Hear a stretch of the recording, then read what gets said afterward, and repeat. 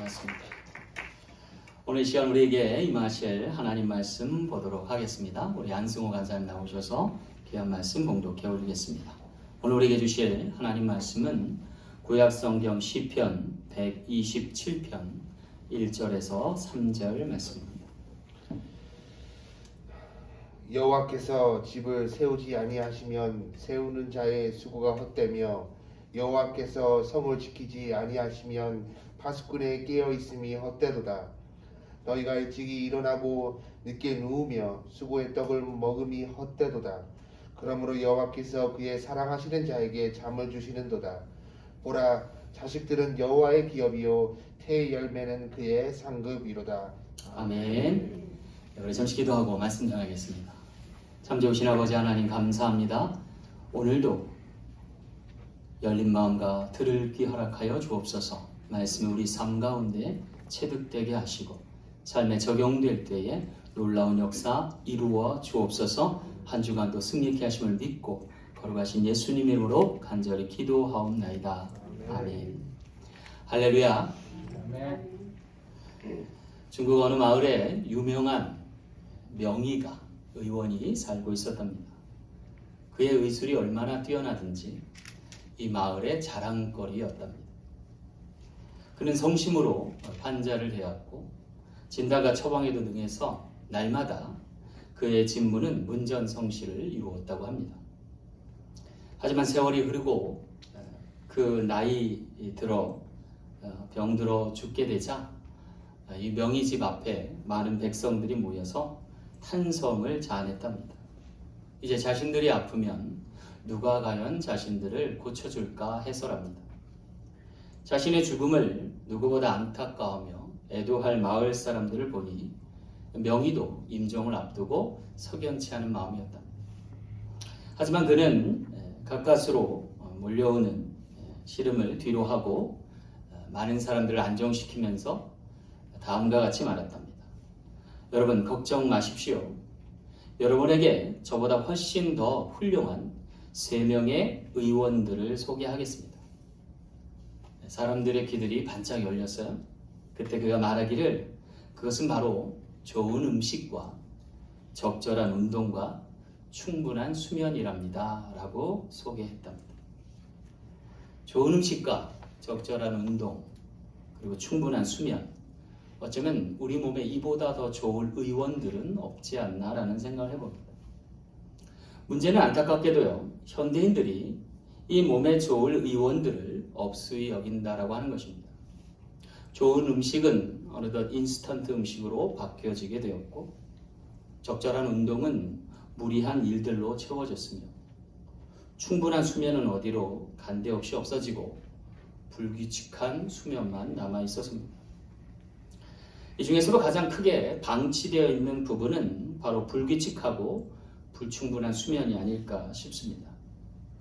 이윤즉슨 다른 요소들과 달리 충분한 숙면은 우리가 노력하고 애쓴다고만 될 일은 아니기 때문에 그렇습니다.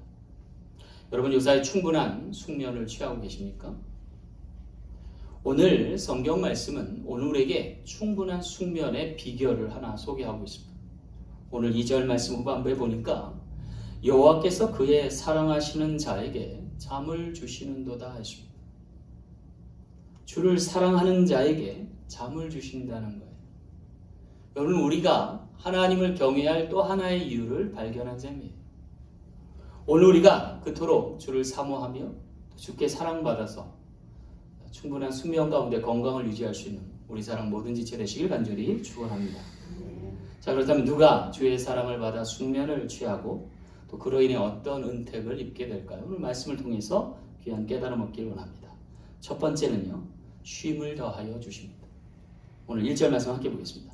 여호와께서 집을 세우지 아니하시면 세우는 자의 수고가 헛되며 여호와께서 성을 지키지 아니하시면 파수꾼의 깨어 있음이 헛되도다 그랬습니다. 여기 여호와께서 세우고 지키지 아니하시면 세우는 자의 수고와 파수꾼의 경성함이 허사다, 헛되다라고 말씀해주고 있어요. 쉽게 말하면 쉬는 게 아니라는 거예요. 참다운 안식과 쉼을 얻지 못할 것을 경계하고 계신 거예요. 여러분 무엇이 문제입니까? 쉴 만한 곳이 없어서가 아닙니다. 쉴 만한 곳이 되지 못함입니다. 이 결여된 쉼을 의미하는 거예요. 여러분, 여기 언급되고 있는 집과 성은 어떤 곳입니까? 한마디로 쉼의 장소입니다. 휴식을 취하고 숙면을 얻을 곳입니다. 안식을 찾고 평안을 누릴 것이에요. 그런데 문제는요, 그것을 무리하게 세우거나 지나치게 공을 들이다 보니까 쉼이 결여된 상태에서 쉼을 찾게 된다라고 하는 것입니다. 여러분, 집은요, 생활 거주 공간입니다. 삶을 목적으로 한 것이지 결단코 투자 목적이 될 수 없어요. 지금 한국 사람들에게 가장 문제가 뭐예요? 언제부턴가 집이 삶의 공간이 아니라 투자의 수단으로 전락해 있던, 그렇지 않나요? 일단 사고 봐야 돼요. 현실이 그래요. 무리하게 대출을 해서라도 빚을 끌어와서라도 요점 거점에 집을 사두지 않으면 오히려 퇴보하는 인생으로 전락하는 것처럼 보입니다. 여러분, 미국에서는 안 그런가요? 넓은 집으로 이사 가는 거 여러분 다 좋아하잖아요. 또 그것에 아름답게 채워 넣는 것 선호하잖아요. 근데 여러분, 간혹 가다 보면 이게 집인지 성인지 모를 집들도 봤어요. 얼마나 특별히 애틀란타는 집이 크고 화려하고 멋있는지 주눅이 들 정도예요. 문제는요, 안타깝게도 우리가 지고 산다는 거예요. 이고 산다는 거죠. 쉼을 얻는 곳이라기보다 짐을 지고 사는 곳으로 변모하고 있다는 겁니다. 여러분, 미국도 좀 조심해야 돼요. 너무 집이 생각보다 커요. 저희 집도 커요. 그러면 종국에는요, 삶이 고달퍼져요. 그리고 나서 사람들이 묻죠. 왜 그렇게 하고 사냐고. 그러면 그래요. 죽지 못해서 산다고. 오늘 성경은요, 집을 세우는 자, 성을 지키는 자의 수고가 헛될 수 있음을 경고하고 있어요. 이은즉슨 우리 집과 사는 성의 주인이 내가 될 때 문제된다는 거예요. 그것이 허사일 수 있고 헛것일 수 있음을 이야기해 주면서 주님은 삶의 주인이 주님이란 사실을 명기하고 있다라고 하는 것입니다. 따라서 우리는요, 주님을 게스트가 아닌 호스트로 모셔야 할 줄 믿습니다. 그럴 때 참된 안식과 평안을 주실 줄 믿습니다. 사실 우리에게 집을 주시고 성을 허락하신 주된 이유가 뭡니까? 그것은 잠잘 곳을 허락하신 거예요. 그럼 왜 우리에게 잠잘 곳을 허락하신 걸까요? 그것은 여러분, 잠자는 시간이 사실상 나를 내려놓을 수 있는 가장 좋은 방편이에요. 그렇지 않나요? 여러분, 잠자는 시간이 얼마나 소중한지 몰라요. 내 자신을 잃어버리는 시간이에요. 남을 의식하지 않는 시간. 여러분, 이보다 더 소중한 시간은 없는 거예요. 내가 나의 삶의 주인이라고 착각하는 것을 내려놓는 순간이 잠자는 시간. 나를 괴롭게 하던 많은 사람들의 시선을 의식하지 않을 시간도 잠자는 시간이에요. 그런데 이 소중한 시간을 현대인들은 하나님과 함께 나누지 못하고 자기 것으로 삼으려고 해요. 더 쓰지 못해서 안달입니다. 여러분, 한국 사람들만큼 잠 조금 자는 민족이 없대요. 네? 그렇지 않나요? 네. 대학 시험 보는데 5시간 자면 붙고 6시간 자면 떨어진대요. 세상에 그런 나라가 어디 있어요? 직장인들은요, 자기 잠 쪼개가면서 또 영어 공부하라고 새벽같이 나가서 학원에 들렸다가 공부하고 샌드위치 하나 먹고 출근해요. 심지어 한국 사람들은요, 잠자는 시간을 죄악시해요. 그래서 욕도 있어요. 한국 사람들이 하는 욕이 뭔지 아세요? 야, 이 상황에 잠이 오냐? 잠이 와? 이게 욕이에요. 여러분. 잠자는 것 기본적인 생활인데 그거 마음대로 사용했다고 편향이 잤다고 욕을 하는 거예요.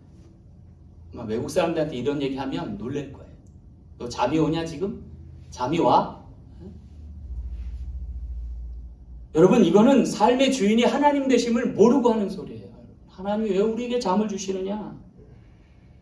우리를 내려놓고 주님을 바라보라고 하는, 남을 의식하지 말고 주님을 인식하라고 주신 시간이에요. 그럴 때 하나님은 우리에게 쉼과 안식을 주실 줄 믿습니다. 하나님과 더 가까워지는 시간이기도 해요.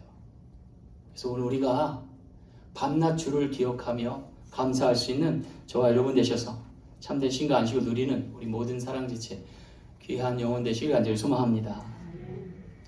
두 번째, 우리가 숙련을 취하면 주님은 약을 더하여 주십니다. 2절 말씀 함께 보겠습니다. 너희가 일찍 일어나고 늦게 누우며 수고의 떡을 먹음이 헛되도다. 그러므로 여호와께서 그의 사랑하는 자에게는 잠을 주시는도다. 그랬어요. 여기 현대인들이 조심해야 할 일상의 습관 하나를 얘기해줘요. 그건 뭐냐면 일찍 일어나고 늦게 눕는 거예요. 오늘 성경 말씀 2절에 보니까 너희가 일찍이 일어나고 늦게 누우며 수고의 떡을 먹음이 헛되도다 그러셨어요. 여러분, 이거 참 아이러니한 말씀이에요. 그죠? 일찍 일어나고 늦게 자면 부지런해서 얻을 것이 많고 유익함이 많을 텐데 왜 성경은 그것을 헛되다 말씀하실까요? 비슷한 말씀을 전도서 1장 3절 말씀에서 하세요. 해 아래에서 수고하는 모든 수고가 사람에게 무엇이 유익한가?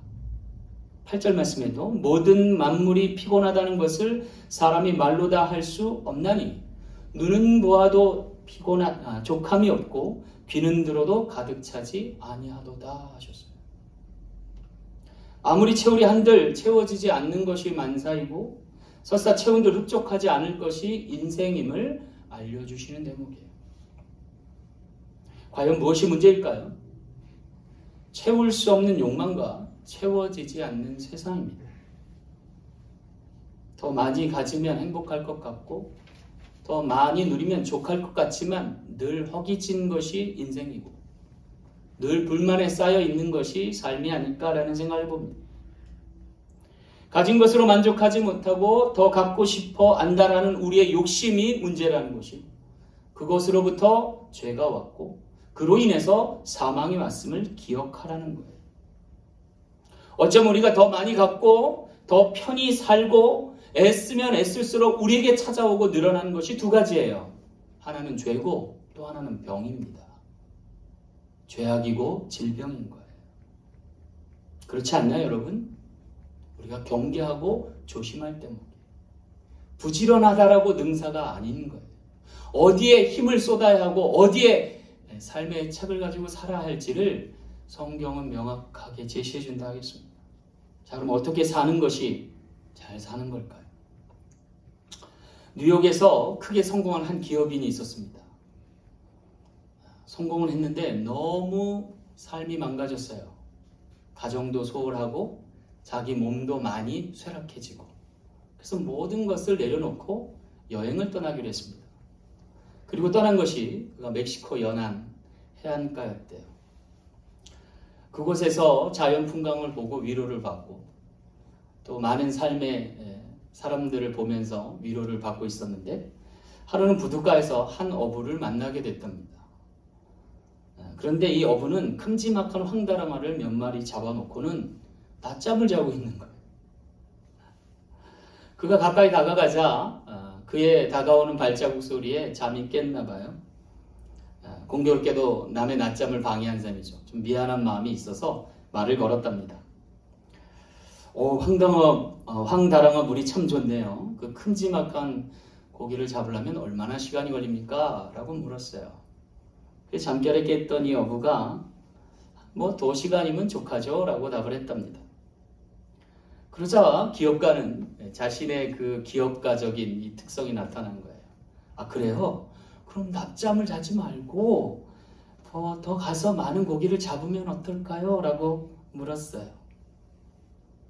그랬더니 왜 그렇게 해야 되나요? 라고 답을 하는 거예요. 아니, 부자가 돼서 돈을 많이 벌면 또 다른 배를 한 척 살 수도 있죠.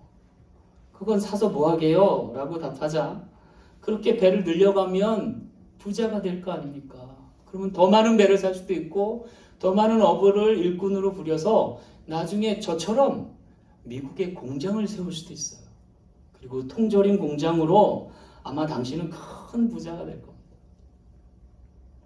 그러자 어부가 물어요. 그리고 나서는요? 그리고 나서는 뭐 어때요? 떵떵거리게 살 수 있는 거죠. 그렇게 하려면 얼마나 걸릴까요? 뭐 한 20년이면 족하지 않겠어요? 그러면 그 다음에는 어떻게 해야 되나요? 그야 뭐 은퇴하면 되죠. 아마 다시 이 고향으로 돌아와서 당신은 남은 여생 편안하게 살 수 있을 겁니다. 그래요? 그러면 어떻게 시간을 보내나요? 그냥 간단하죠. 당신 남은 시간에 낚시도 하고 낮잠도 자고 그리고 운동도 하고 식구들과 함께 저녁 식탁을 먹어도 되지. 그러자 어부가 얘기했답니다. 지금 생활하고 별반 다르지 않은 것 같네요. 라고 답했어요. 귀한 깨달음 얻은 기업가가 돌아가서 아주 유익한 삶을 보낼 수 있었답니다. 여러분, 오늘 우리의 삶이 뭐가 가치 있는지, 뭐가 중요한 건지를 다시금 되새겨볼 때목에 행복은 먼 곳에 있는 것 같지 않아요. 순간순간 찾아오는 거예요. 내가 미처 발견하지 못하고 깨닫지 못할 뿐이지. 오늘 우리에게 주어진 일상이 얼마나 행복한 나날인지 우리가 빼앗겨 보니까 알잖아요. 이제 백신도 나오고 치료제도 개발이 될 텐데 다시금 찾아올 뉴노멀의 시대에는 빼앗기지 않을 복된 삶을 영위하셔서 주 안에서 복된 삶 영위하실 간절히 소망합니다. 자, 그럼에도 불구하고 우리는 바쁜 일상을 살아가고 있어요. 어찌 살아야 하는 걸까요? 오늘 우리는 기억해야 돼요. 예수님처럼 살면 된다는 거예요. 예수님은 어떻게 사셨어요? 예수님도 바쁜 사역 가운데 행로가 고나신 적이 한두 번이 아니었죠. 그러나 예수님은 그 바쁜 일상 가운데서 놓치지 않는 두 가지가 있었어요. 하나는 기도하는 것이고 또 하나는 잠을 자는 것이에요. 여러분, 예수님이 언제 기도하셨죠? 새벽 미명에 기도하셨어요.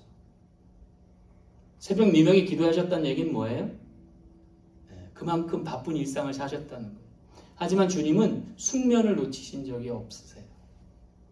여러분, 인간이요 가장 숙면을 취하는 시간이 언제냐면 밤 10시부터 새벽 2시래요.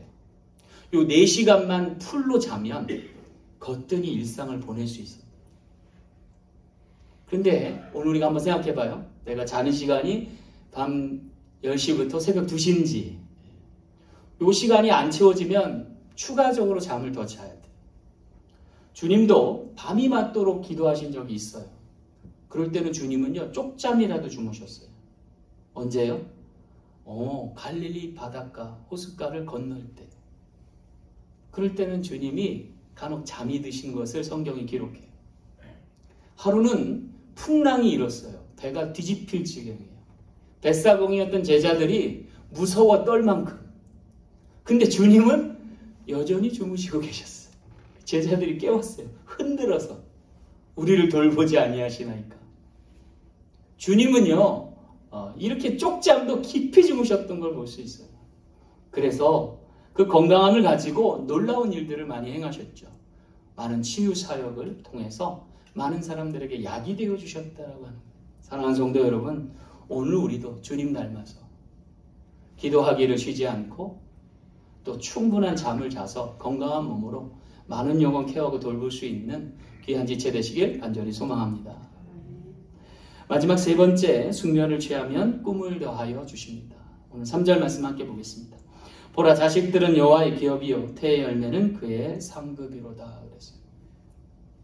여기 주목할 것은요, 자식들이 여호와의 기업이요 그의 상급이다라는 거예요.